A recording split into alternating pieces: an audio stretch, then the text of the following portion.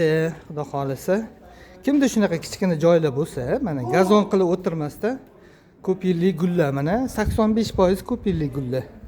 Mana bu bir hafta 10 kundan keyin dahshat yana hamma yoq tarqalib zo'r o'sib ketadi. Mana shu magnoliyalari, mana голубой yel, mana shtamboviy atirgul, mana rozmarin, samshot, bu yerda necha xil 25 xil o'simlik bor. Hammasi ko'karib chiroyli bo'lib ketadi. Mana bu yoq taraf salqin ekan.